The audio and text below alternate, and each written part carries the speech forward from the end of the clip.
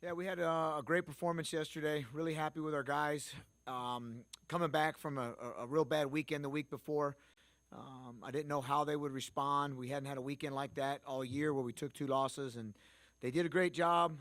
For the guys that won, they did a real good job, but I was even more proud of the guys that lost and the way they fought because that was the message. I didn't think, I thought we gave up in a couple of matches a couple weeks ago or last week, and this week they went out and fought hard, and the results showed.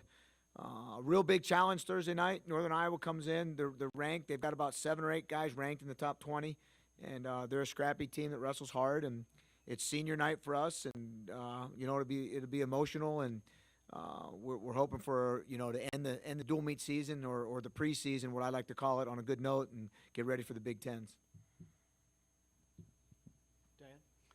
I'm going to ask you the same question I asked Coach Sippis, what this senior class has meant to the program and kind of what they've established, especially with someone like Seth Gross coming in. Yeah, this is kind of a weird senior class if you think about it. I believe there's only 2 seniors from that have made it all the way through before I got here, that were recruited before I got here, and then of course we've got Eli Stickley. The young man that passed away last year would be graduating that we're going to honor. And then we've got four fifth or sixth year transfers that only spent 1 year in our program. So it's a goofy little senior class, but I have had, I feel like they're all my own, even though they've come from all over the country, and I've only been with 2 of them 2 years. And, of course, I was with Gross for about 4 years at a different place. But then you throw in a Johnny Sebastian, who's the 6th-year kid from Northwestern, and Taylor Watkins, who comes over as a graduate transfer from Missouri.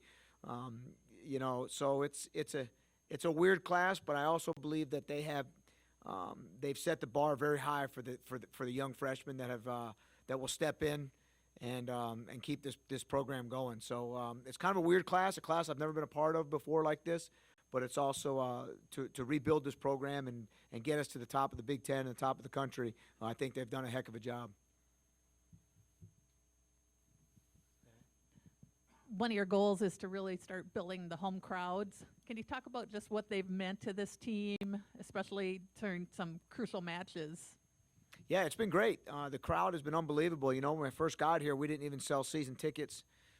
Now we're selling 1,000 season tickets, and we're getting 1,500 people to walk up, and it's unbelievable, right? We've got 200 little kids surrounding the mat, and the guys are slapping high fives. I think that we're creating the environment our guys want to wrestle in, and an environment that parents want to bring their kids to. And the field house was loud. I think it willed Cole Martin to a victory last night in overtime, double overtime. I think it helped Tristan Moran get through his sickness that he was having, and it's amazing. It helps. To have a home field advantage is something that we really wanted to get here, and the fans have really showed up, and I can't thank them enough. Coach Tyler Dow, local kid, he had a pretty nice win yesterday, I imagine. Just your thoughts on his first home win yesterday. Really proud of Tyler. Tyler's been serving in that backup role for a long time, and it was kind of a big deal because the kid he was wrestling is a Wisconsin kid.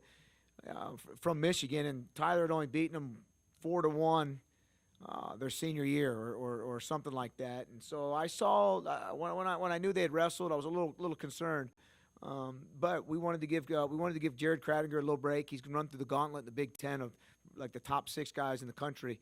So we threw Tyler out there, and he responded real well with a win. And just happy that, as a backup, he's been training hard enough he knows that if something happened to Kradinger, he's the guy. Sometimes you have a backup that won't train at that championship level because he knows he's the backup. But when he got his number called, he showed up and did a great job for us. And, there's nothing better than having a local product out there winning matches for the university. So really happy for Tyler. He did a great job. You talked yesterday about how this team low point last week, but the way they responded. Now looking ahead to Northern Iowa and the Big Ten championships, what does your team need to perform well Thursday night and then make a big run at the Big Tens? They need to do what they've been doing all year. We talk about staying in your bubble. It's almost getting to the point where you got to really, really worry about yourself. All year we talk about taking care of the team, making sure you're doing your 10%. In the program. As soon as this match is over Thursday night, it's all individual based. We'll train them individually. They'll make sure they're staying in their bubble. Some guys need some time off to heal up. Some guys need more work. But they have done a great job. Like I said, we've got seven seniors out there. I think 6 of them are in the lineup, 5 of them are in the lineup, and they know what it takes to win, and they're going to lead these young guys. And I'm excited. The preseason's over Thursday, and this is why we're in this thing, is to go win Big Ten championships and national championships. So we won't look past Thursday night. Like I said, it's a very, very tough match for us Thursday, and we're excited. Get these fans out here one more time. I think the students, we're giving out T-shirts, so we need to get some students there, and send these seniors off with a great win. Brian over here on the right.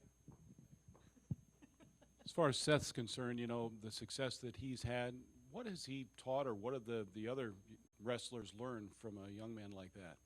Well, Seth's a quiet leader.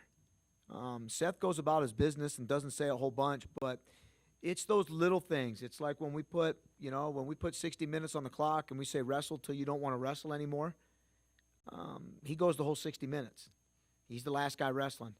When you're saying do this, do that, he's the guy that's doing it right. And he's really, you can see when he's done wrestling, the guys are watching him cool down. The guys are watching him. So he's brought that quiet leadership, but he's brought the respect. He's a national champion.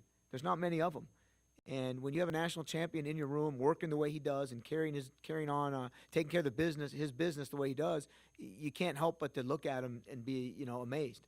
He's got a tough run here. The Big Tens are tough, and the NCAA tournament, the top 4 guys in the country are guys in the Big Ten. So he's ramped up his training. He's healthy, and I'm excited. I'm excited that we're going to go make another run at this thing and see what we can't do.